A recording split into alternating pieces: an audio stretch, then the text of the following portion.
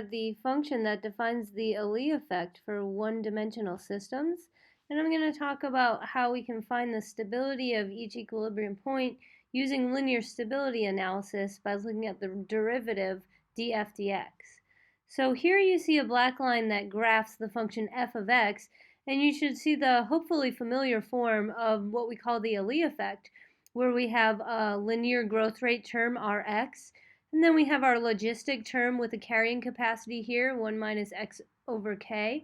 And then we have the Allee effect term, x over a minus 1, which speaks to the fact that below a certain threshold, populations struggle to survive, and the population declines instead of increases. Okay, so there are three main parameters here, are R, K, and A. And I made these into sliders so that you can see how if I change the growth rate, it doesn't move the roots. It doesn't move the x-intercepts of the equation, but it moves the humps up and down, which is just going to say that this equation is going to reach its steady state faster or slower depending on the growth rate. The carrying capacity affects the equation by moving the rightmost root, which represents the carrying capacity. That's a stable root. And then changing A affects the threshold where the Allee effect starts to take place. You can see that as I change A, the root located right here at the value of A is going to change accordingly. And if we're at a population level which is below A, you can see that the negative value of f of x says that the rate of change of x will be negative. So the population will decline in this region, and the population will grow in this entire region right here.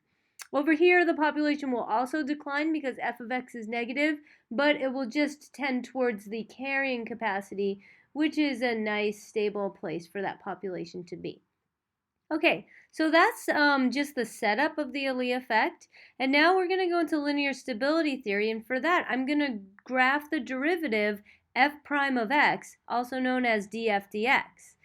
Fun thing is, on Desmos, you can just define a function, here I'm calling it g of x, and you can just write f prime of x, and it will calculate the derivative for you. So you're not even going to see me do the algebraic expression because I'm mainly interested in teaching you what the graph has to say. This red dotted line here represents df dx. That's the derivative of the function f up here, defining the rate equation with respect to x.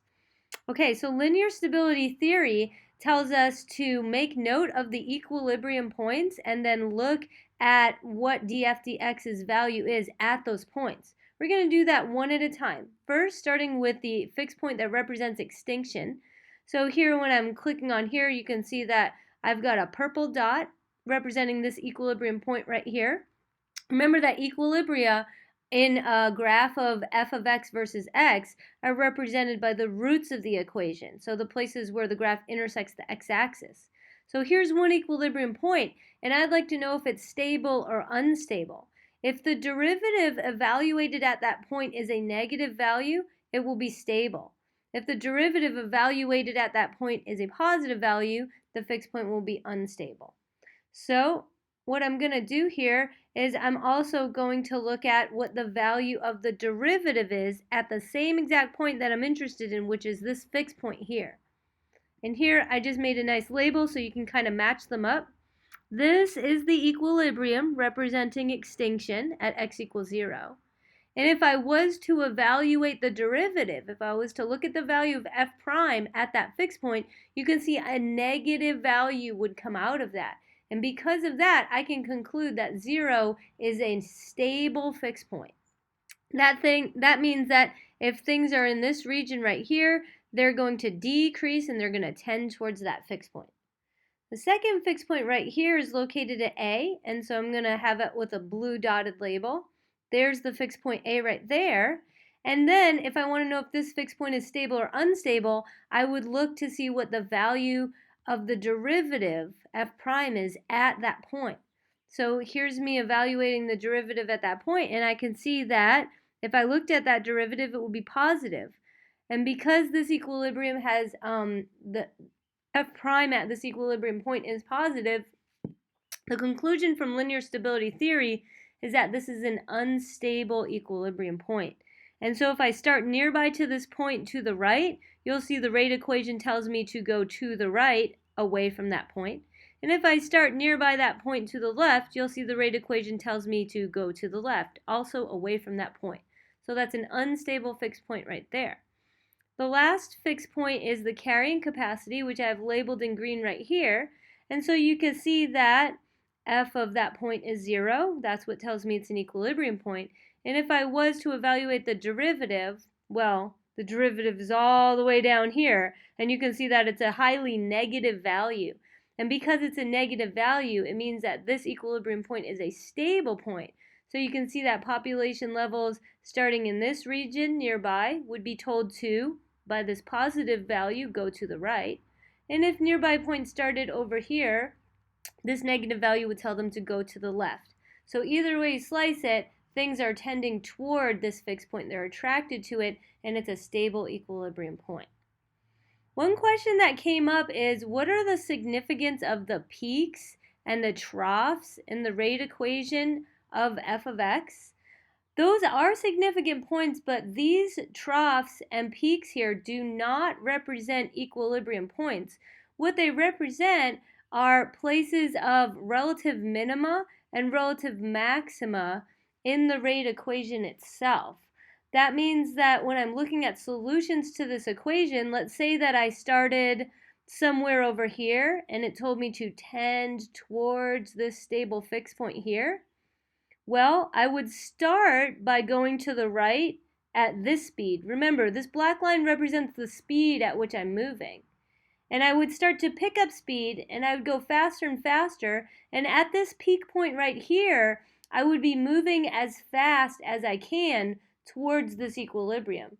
As I get closer and closer to the equilibrium, I would start to slow down. And remember, we talked about that theoretically I would never actually reach the equilibrium point, because as I get closer to it, my rate equation tells me to slow down. So I'm just approaching it asymptotically. So that's one thing that's significant about the peaks and troughs, is that they represent maximal speeds, whether it's a speed in the right direction or it's a speed in the left direction. Those usually show up as inflection points in the graph of x versus t. We were also talking about bifurcations, and these places of peak over here and trough over there would also represent locations that a bifurcation would occur in the system. And to show you that a little bit, I'm just going to get rid of those there. So let me show you how those are significant by adding an extra parameter here, minus c, that would represent harvesting. So what would happen if we started to harvest from a population that obeyed the Allee effect? If I let c equal 0, that would be no harvesting at all. When I start to harvest, so as I make c a greater and greater value, you see, as if I harvested from this population, what's going to happen is that this fixed point, that's an unstable fixed point and represents the threshold below which the population would go extinct.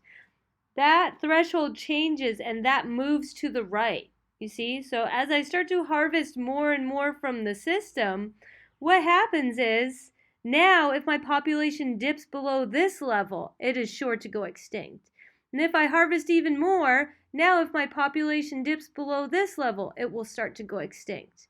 At the same time, the carrying capacity is also lowered when you start to harvest from the system. You can see that as I harvest more and more, the carrying capacity gets lower and lower, and the threshold through which the population would go extinct if it was to dip below this threshold is getting higher and higher. So these two fixed points, these two equilibria, are getting closer and closer to each other as I harvest more and more from the system. And at some point, if I've harvested too much from the system, those equilibria go away. And so for this value of harvesting, it would tell me that this population is bound to go extinct. If I did maybe just a little bit of harvesting like this, it would tell me that my population will still reach a carrying capacity as long as I keep the number of members above this point, because remember, the threshold is also affected by the harvesting. One other interesting thing, so just to finish off what I was saying there, Did you notice that this peak part is the very last place to have an equilibrium point before it disappears? Watch what happens to this peak as I increase the harvesting. More, taking more and more and more. And you see these two fixed points are starting to merge together. And as I take more and more and more, the location of this peak dictates the last place that we would have an equilibrium point at all before all of the equilibria disappear. And remember, when the number of equilibrium points changes for a system, that means the system went through a bifurcation. And so the peaks and troughs in the equation for f of x represent places where a bifurcation would occur if we were going to raise or lower the graph. That's the significance of them. But you'll notice that I was not referring to this peak or this trough when I was talking about linear stability theory. So those are significant places for more advanced topics, not just for linear stability theory. Okay, before I wrap this video up, I want to show you another cool concept that you could think about, because not only could we think about removing things from the system by letting C be a positive value and harvesting, but we could also think about conservation efforts.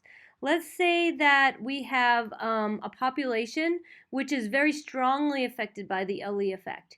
Maybe the population has this type of model where the carrying capacity is 8, but the Allee effect is so strong that if the population dips below half of its carrying capacity, then it is bound to go extinct.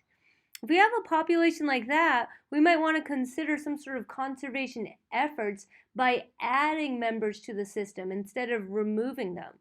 And that same concept can be taken into effect by using this term, minus C, but simply letting C be a negative number instead of a positive one, because if you're minusing a minus, you're actually adding to the system. So when I let C go negative, that's me thinking I'm trying to help that population out, maybe by bringing in that same species from other places where it's less endangered, or by trying to breed it in captivity and then adding members to the system. So if I add some members to the system, let's see how it's affected by using a negative value for C. I'm going to try to help this population out by maybe adding this many every time unit. You can see what happens there. The place where the Allee effect had its threshold, which used to be at 4, actually decreases when you add members to the system. So that's a really nice way to help it out, because instead of being so endangered where if it dips below half its carrying capacity, it's bound to go extinct, if I help it out and add some members every year, now it can make it to half its carrying capacity and still be okay. Actually, its carrying capacity also gets raised by doing that. The other thing that's really great about adding members to the system is that the leftmost equilibrium point here at 0 represents extinction. But if I'm always adding members to the system to try to help conserve that population, you'll see that this, and remember that this is a stable equilibrium point, no longer represents extinction. It's some non-zero population level. That's another stable fixed point. So two great things are happening if I add some members to the system. First of all, the Allee threshold gets lowered. And second of all, even if you went over the line of the Allee thresholds, you would still equilibrate to some non-zero, some positive amount of population members instead of surely going extinct. And now finally, to talk about bifurcations again, you'll notice that if I make C just a little more negative, this fixed point and this fixed point are going to merge together and then they're going to disappear. So if I add enough members to the system per unit time, my new system is going to look like this. And you'll notice that if the system looks like that, there's no equilibrium points down here anymore. There used to be 3, now there's only 1. And so what that says is that if I add enough members to the system, here I have it set as I'm doing plus 1.3 instead of harvesting, then what it says is it's going to guarantee that I'm always going to have a population that reaches its carrying capacity instead of having this other stable fixed point down there. So in this case, even if I started down here I would increase, and then go all the way to the carrying capacity fixed point. So that's a really cool thing that we can do with this model.